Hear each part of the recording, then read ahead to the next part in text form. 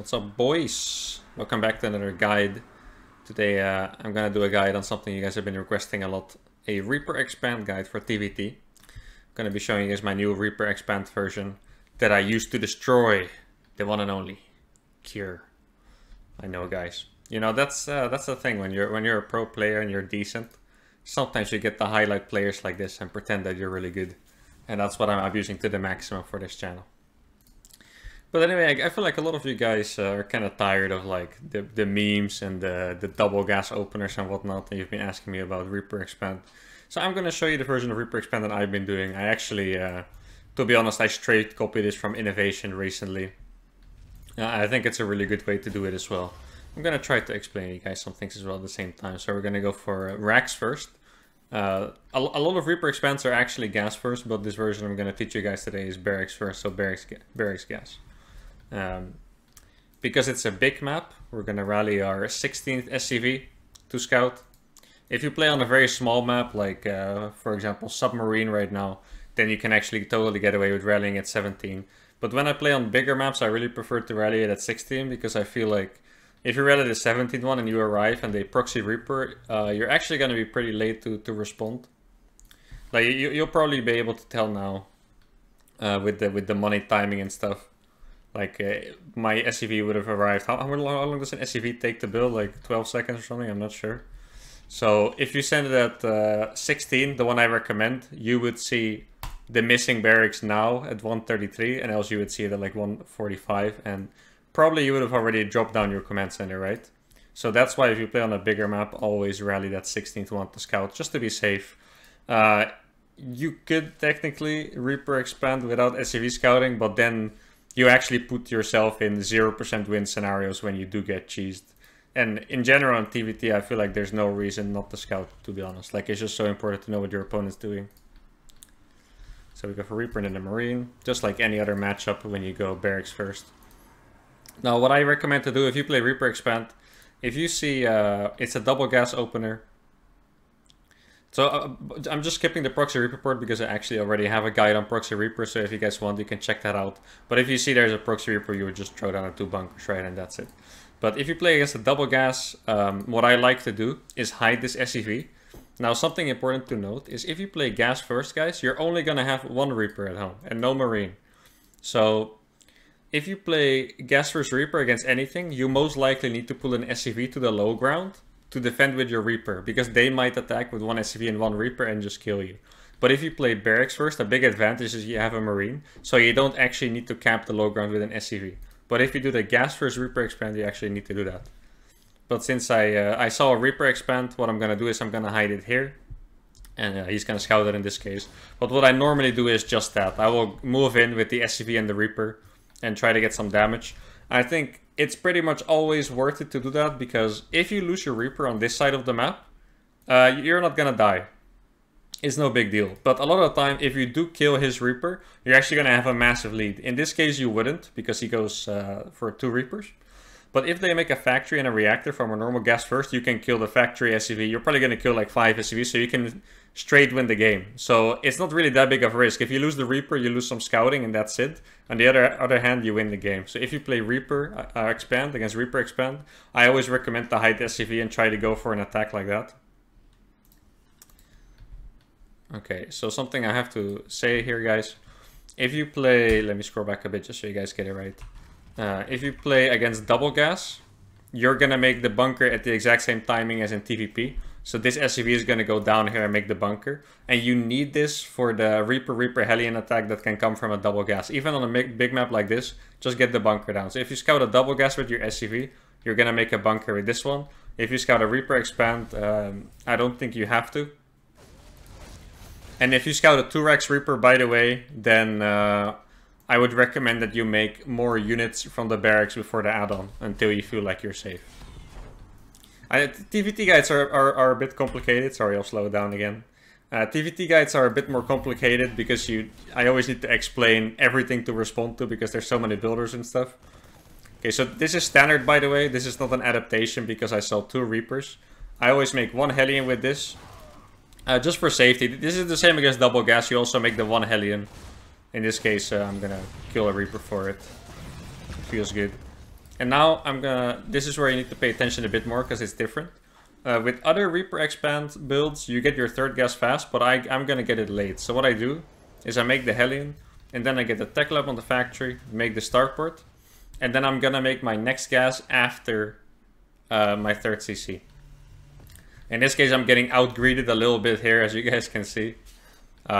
He can afford this, by the way. This is something you can try out. I think it's a bit more complicated to play and less safe. But how he was able to afford this is because he made 2 Reapers before the reactor. So he had a late factory and a later tech. And thus he was able to afford this stuff. As you can see, his supply is a lot lower. That's why. Okay, so the difference is here. Instead of swapping like normal builds, you're going to make the Cyclone on this. And you're going to make the tech lab on the starport itself. Then one thing you need to pay attention to with Reaper expanding, this is actually something people don't realize usually, but cutting Marines to make a third is actually a very smart thing to do, and it just depends on what your opponent is doing. For example, this game I went for the Reaper trade. I'm not sure what I killed in the early game. I think I may have delayed the CC a little bit, and then lost my Reaper to his 2 Reapers. But if you would scout anything like this, you just instantly cut all Marine production and make a third CC. In this scenario, because I feel pretty safe, I wouldn't be surprised if I cancel Marines or stop making them for the third CC. And this is actually pretty important. Like, the more Marines you make, the further behind you're gonna be if he actually is out-greeding you. Like, this is a mistake by me. Like I said, I wouldn't be surprised if I cancel them at any point, but I already have enough money, so probably not. But yeah, try to pay attention to that. If your opponents are playing economic, you can definitely skip some Marines and get your third CC a lot faster. Like, as you can see, obviously he was greedy and he's lower on tech, but my third CC is still very late in this situation. So one adaptation you can make is that you can actually stop Marine production for a bit to get that third down, because most of the battles here rely on like Ravens, air units, Vikings, tanks anyway, right? So it's not like you necessarily need a high Marine count, especially on maps like this though. Like, if you play on like submarine map where early attacks are very common, then I would probably recommend to keep on producing Marines anyway, like I did this game. Alright, this is the version of Reaper Expand I do. I only make 1 Raven, and then I'm gonna switch out the barracks to the tech lab and make 2 extra barracks. So it's... yeah, I feel like honestly I'm 100% safe with this build if you do everything right. And then by skipping extra Raven and Vikings, you set yourself up for a really advantageous mid-game usually. Like, most of the time you're going to have a lot more Marines, you're going to have faster upgrades, instead of having like Vikings and air control and stuff like that. But I feel like if you don't do like early attacks, it's actually going to give you a pretty good advantage. And this game hopefully will show you why. So as you can see, I have my 3 racks already underway. He's probably going to switch it up or make a Raven, another Raven, not sure. Actually went for a Banshee first. That's very Korean style as well. I don't really do that too much myself. Now we go for the double eBay already. And this build is actually going to set us up for a really cool timing that I'm going to show you later. If you do everything exactly like this build, it's going to set you up for a really cool timing later on. Your 1-1 is going to finish around the same as your combat shield and your extra medevacs. So what I like to do with this build is go for a quick doom drop. I know a lot of you might not be a big fan, but that's totally fine. You can attack at the front, you can doom drop. Right now my style in TvT is to doom drop a lot. So that's also what I'm going to be doing this game. Now as you can see, I got my production up a lot faster than him, and my 1-1 as well. And this is because I only made 1 unit from the Tech Lab starport. He made a Banshee and a Raven. Normally they make 2 Ravens, 3 Ravens, and then Vikings. I don't know, I'm not sure if he's going for Vikings or medevacs. But that difference is going to make sure that you have your production and your upgrades a bit faster usually. Now in this case he was also greedy, so the upgrades are the same, but my production is definitely a bit ahead. And that just means that I have the advantage in map control, moving out on the map and stuff like that. Which honestly makes TvT a lot more comfortable. I feel like a lot of you guys are like, man, I just get dropped randomly and I just randomly die, and it's hard to have vision everywhere. Well, if you're the one that has map control, that actually makes the game easier as well. When it comes to the Raven harass, by the way, I would recommend keeping it at home until you feel safe. There's no like Banshee or anything like that coming. So I actually killed the Banshee with the Cyclone, then I send the Raven out. A lot of time Raven is just free damage. Especially if you only have 1, it's usually not going to be too impactful in the fights. Like, you can get a really sick anti-armor missile off sometimes, but the Raven harass early game is just super strong. So then we continue as normal. Gonna add my 4th and 5th barracks in a bit. There you go, perfect. And here you see that timing I was talking about.